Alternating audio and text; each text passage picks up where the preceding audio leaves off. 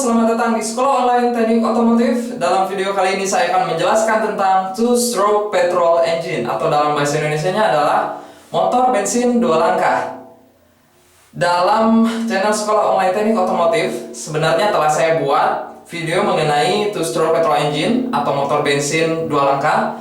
Tetapi dalam video tersebut belum saya jelaskan secara mendetail, contohnya sejarah, latar belakang, dan juga tipe-tipe dari motor bensin dua langkah. Dan dalam video kali ini saya akan mendetailkan atau memperlengkap penjelasan mengenai motor bensin dua langkah.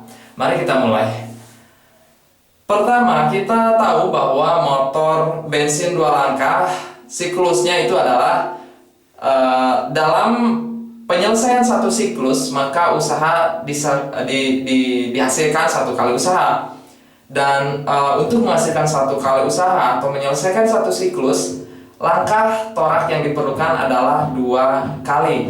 Itulah mengapa motor bensin dua langkah disebut demikian, karena untuk menghasilkan satu kali usaha diperlukan dua kali pergerakan piston, yaitu dari titik mati atas menuju ke titik mati bawah, dan dari titik mati bawah menuju ke titik mati atas. Dan dari situ kita tahu bahwa dua kali pergerakan piston dari TMA, TMB, TMB, TMA, maka putaran dari poros engkol yaitu hanya satu kali putaran poros engkol untuk dapat menghasilkan satu usaha. Nah, kita tahu bahwa motor bensin dua langkah tidak memiliki katup atau tidak dilengkapi katup. Tetapi perlu diketahui bahwa motor bensin dua langkah dilengkapi dengan sistem yang dinamakan scavenging system, atau istilah lainnya adalah sistem forcible untuk menekan gas buang hasil pembakaran. Dan scavenging system ini pada awalnya itu dilakukan dengan memanfaatkan tenaga dorongan atau pemompaan dengan sebuah perangkat yang dinamakan dengan pompa eksternal yang digerakkan oleh engine itu sendiri, atau digerakkan oleh motor itu sendiri.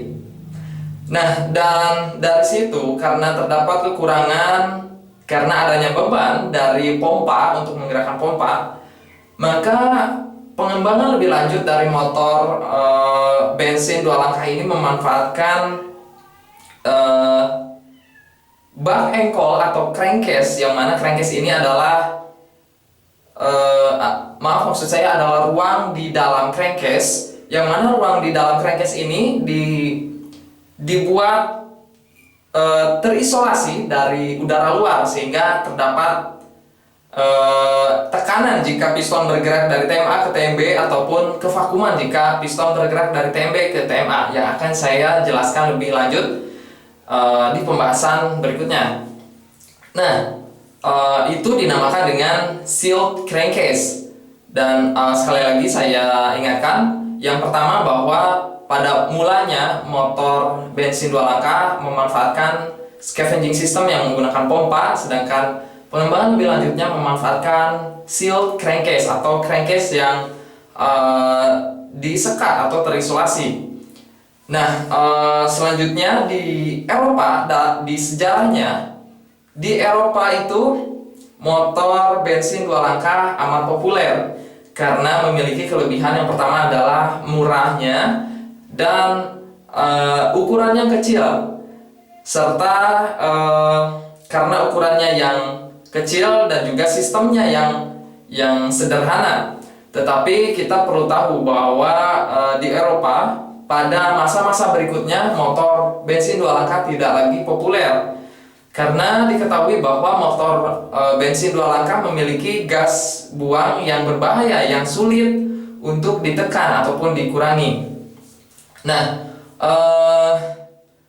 pada zaman dulu, pada masa itu, ada seorang dokter yang bernama Dr. Stanley Hooker menjelaskan bahwa motor bensin 4 langkah itu melakukan satu langkah piston, hanya satu langkah piston untuk menghasilkan satu usaha, sedangkan 3 yang lainnya itu mengambil usaha atau tidak menghasilkan usaha. Jadi satu kali usaha tidak, sedangkan yang tiganya itu tidak menghasilkan usaha. Dan dari situlah latar belakang para engineer atau para insinyur untuk mengembangkan motor yang lebih banyak untuk menghasilkan usaha. Atau di sini motor bensin 2 langkah menghasilkan satu kali usaha, sedangkan satunya lagi itu tidak menghasilkan usaha, dibandingkan dengan motor oto 3 tidak usaha sedangkan 1 usaha. Motor bensin 4 langkah itu 1 usaha sedangkan 3-nya itu tidak.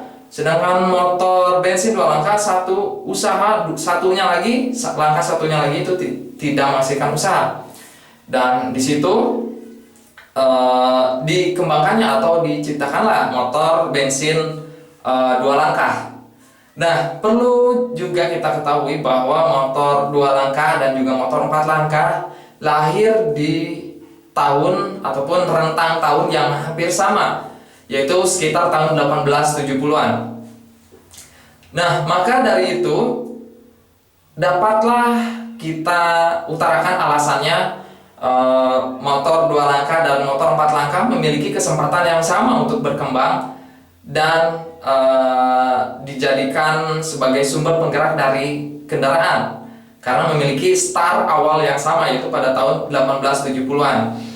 Nah, tetapi kita tahu pada zaman sekarang ini potensial ataupun motor yang lebih dikembangkan itu adalah motor 4 langkah karena memiliki potensial pengembangan yang lebih baik dibandingkan dengan motor bensin 2 langkah. Oke, motor 2 langkah pertama itu diciptakan oleh insinyur yang bernama dengan Dogald Clark. Dogald Clark ini berasal dari Finlandia. Nah, beliau pertama menciptakan motor bensin 2 langkah. Nah, itulah mengapa motor bensin 2 langkah kadang-kala disebut dengan Clark cycle atau siklus motor 2 langkah kadang-kala disebut dengan Clark cycle. Karena pada mulanya Dogald Clark lah yang menciptakan motor bensin 2 langkah. Nah, pada zaman itu Clark engine atau engine yang diciptakan oleh Dogald Clark itu memanfaatkan scavenging system yang menggunakan pompa. Seperti yang telah saya singgung sebelumnya bahwa awalnya itu scavenging memanfaatkan pompa yang digerakkan oleh motor. Tetapi karena adanya kekurangan, maka pengembangan lebih lanjut memanfaatkan crankcase yang terisolasi atau sealed crankcase, yang mana sealed crankcase ini diciptakan ataupun dikembangkan oleh ilmuwan yang bernama Joseph Day. Nah, Joseph Day seperti yang telah saya singgung itu memanfaatkan sealed crankcase untuk menggantikan peran dari pompa yang digerakkan oleh motor. Nah, itulah pengembangan yang sedikitnya meningkatkan efisiensi, yang mana sebelumnya pompa merupakan beban sedangkan pergerakan piston itu hanya beban yang amat sedikit. Oke, selanjutnya akan saya jelaskan mengenai cara kerja dari contoh keempat tipe scavenging yang pernah ada dari motor bensin 2 langkah atau 2-stroke petrol engine. Nah, ini adalah scavenging system pada motor bensin 2 langkah yang awal-awal yang lebih dulu, early 3-port scavenging system, sedangkan yang terbaru atau later adalah 2-port.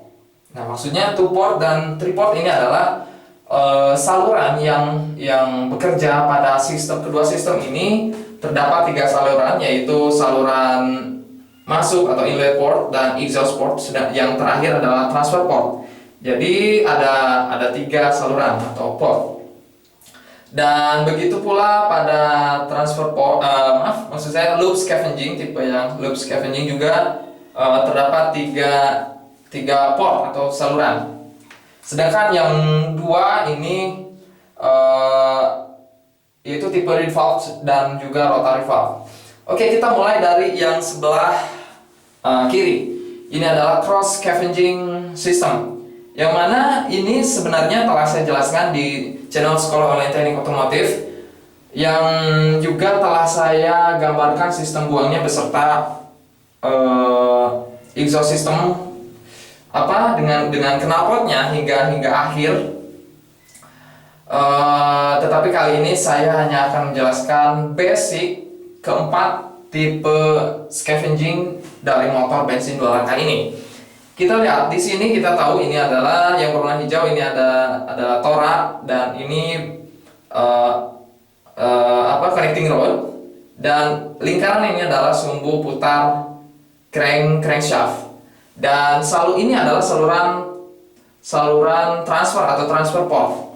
Kita lihat ini terdapat garis yang berwarna hitam yang menunjukkan bahwa garis tersebut merupakan satu kesatuan dengan silinder blok atau blok silinder. Nah, jadi cara kerjanya adalah pada saat piston bergerak dari titik mati bawah menuju ke titik mati atas. Nah, ini gambar ini menunjukkan bahwa piston sedang berada di titik mati bawah. Pada saat piston bergerak menuju ke titik mati atas, maka pada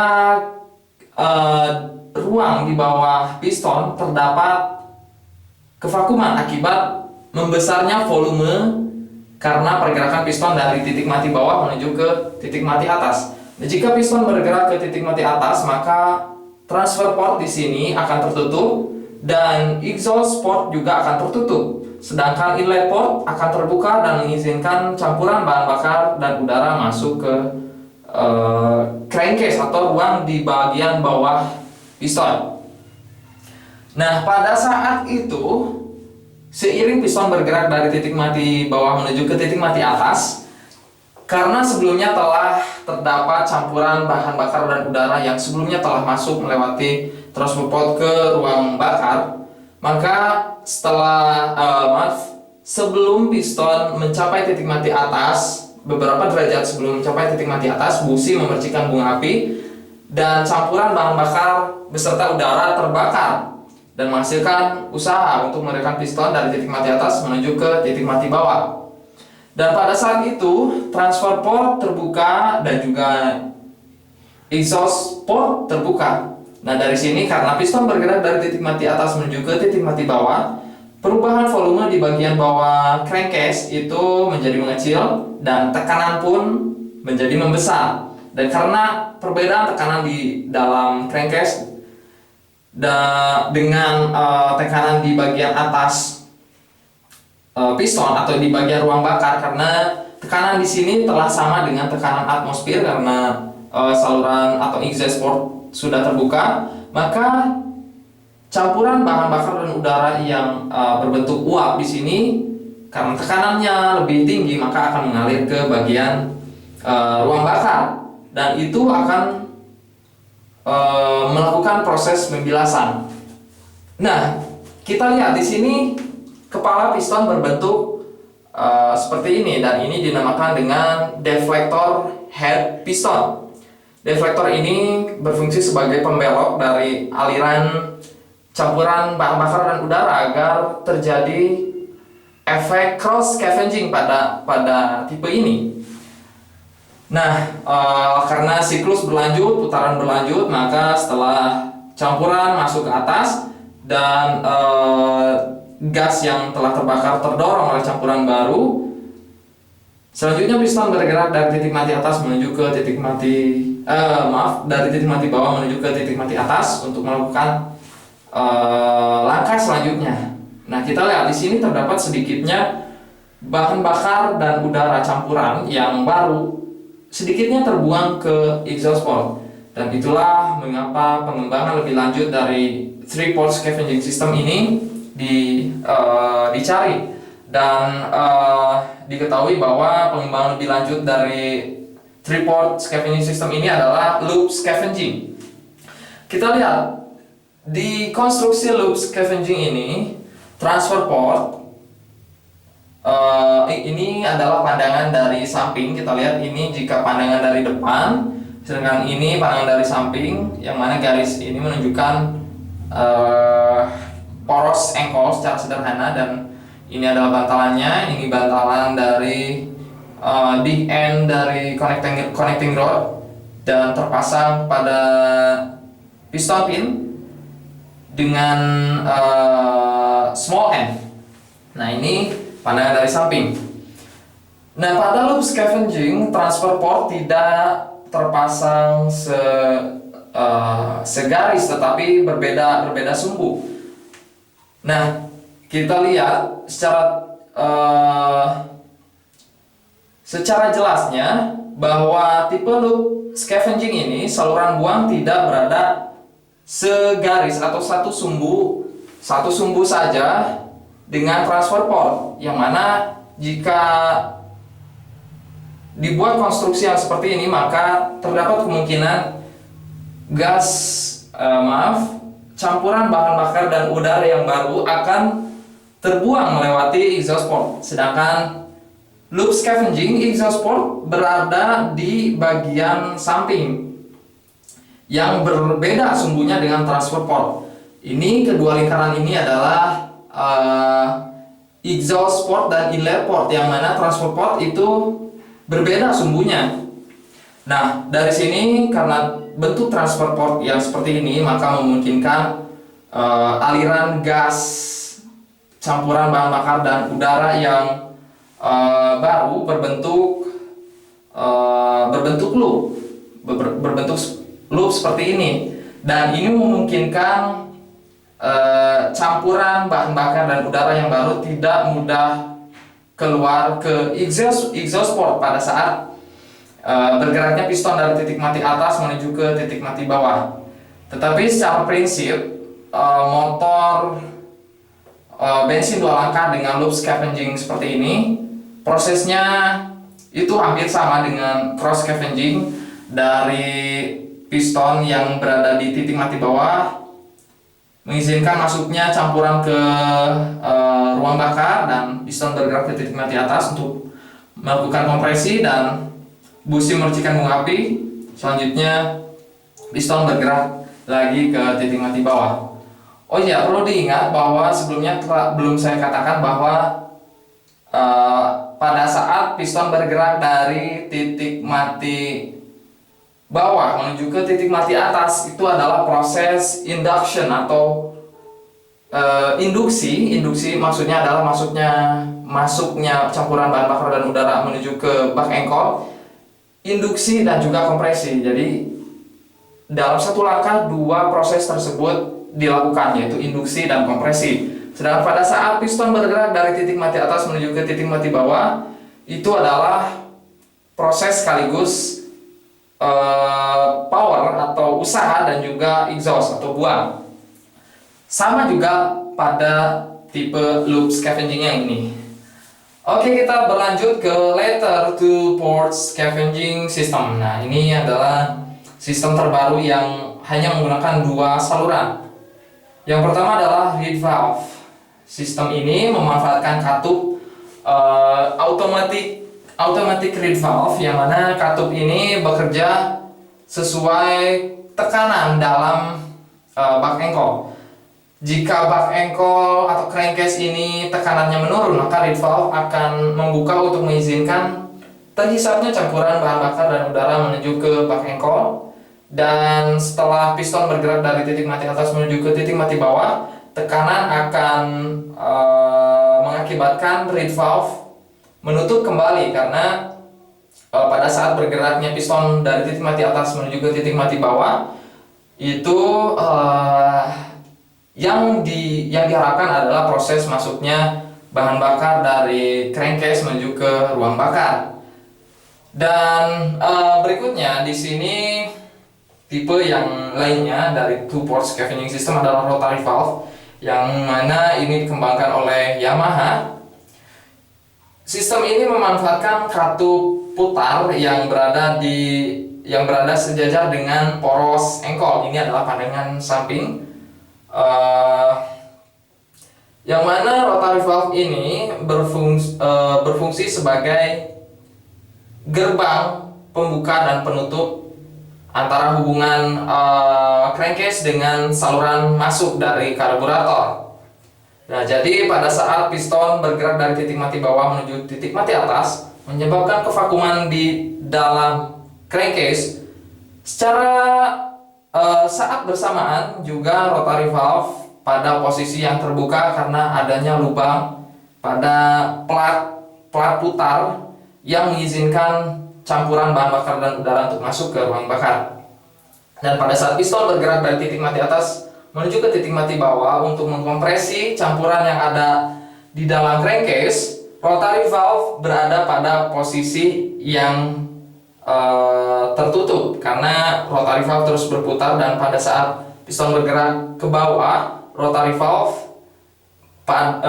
berada pada posisi yang tidak bertepatan dengan lubang rotary valve yang sejajar dengan saluran masuk menuju ke crankcase. Oke, itulah sedikit penjelasan mengenai keempat sistem scavenging yang sudah umum digunakan dari dulu hingga sekarang. Dan berikutnya penjelasan di video ini perlu diketahui bahwa port